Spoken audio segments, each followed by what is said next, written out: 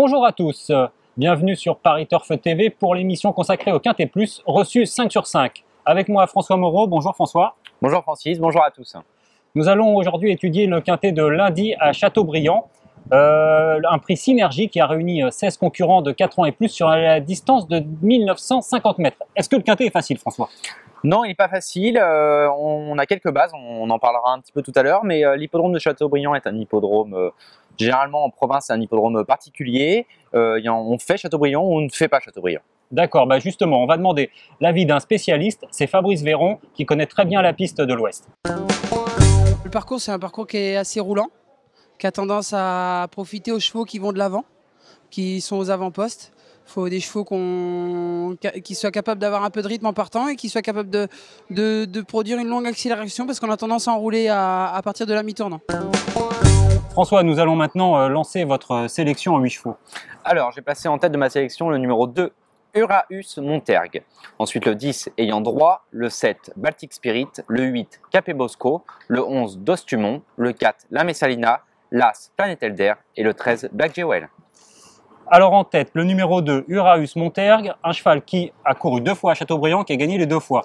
Oui, j'en parlais tout à l'heure, l'aptitude à la piste de Châteaubriand est prépondérante et pour Uraeus Montergue, on n'a pas de doute là-dessus. 2 courses, 2 victoires sur le parcours qui nous intéresse des 1950 mètres. La dernière fois, j'ai beaucoup apprécié sa sortie dans le grand handicap Longines, c'était une épreuve qui était quand même nettement supérieure. Il terminait à une 8e place, mais il n'a pas été très chanceux ce jour-là. Il a été baissé de 1,5 kg en plus sur cette course. Certes, il n'a pas couru depuis justement cette course, c'était au mois de juin. Mais voilà, ça lui a peut-être donné un peu de fraîcheur et vraiment son aptitude à la piste de Châteaubriand me plaît énormément. D'accord, donc vous l'avez placé en tête et derrière vous avez mis une jument, c'est le numéro 10, Ayant Droit. L'entraînement d'Yann Barbero et la montre de David Bonilla qu'on retrouve sur les programmes.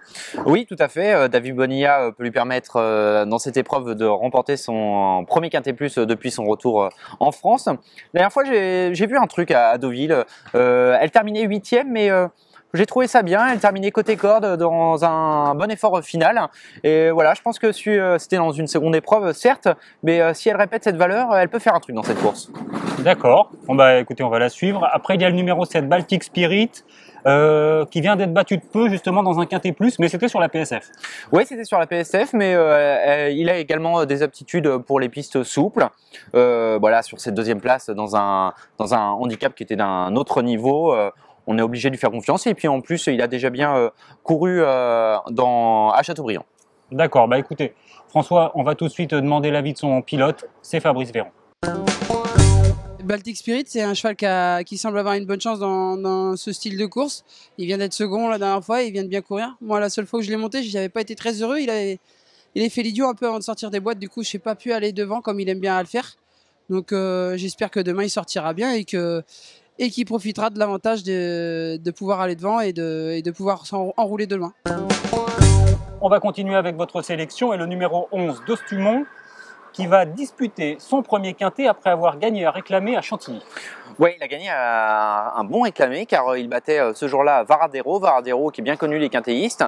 Varadero est en valeur 36,5, peut-être qu'il n'est plus vraiment à cette valeur-là. Mais voilà, sur cette course, sur cette valeur, là Dostumont est en 34 de valeur. Il est en forme, c'est l'entraînement de Pierre Brandt qui est également en forme pour ce meeting de Deauville. Voilà, s'il fait vraiment la valeur de son réclamé dans cette course, il a une très bonne chance. Un bon outsider alors. Et pour terminer avec le détail de votre sélection, l'As Planet Elder, c'est le top weight. Il reste sur un échec à Longchamp tout de même. Ouais, un échec. Cette course, on l'oublie totalement. Franchement, il a été rebuté par le terrain très souple. Son entraîneur l'a dit dans Paris Turf, dans l'interview sur les pistes, qu'il faut oublier totalement cette course. Il faut le reprendre sur sur son avant-dernière sortie. Il a terminé 2e du grand handicap de Longines. Cette même épreuve où Uraeus Montergue courait. Sur cette course, il me paraît un peu déclassé, mais vraiment, la dernière sortie nous a vraiment refroidi. C'est pour ça que je ne l'ai mis que 7e de mon pronostic. Mais effectivement, une première chance théorique. Première chance théorique, c'est le cheval de classe du lot.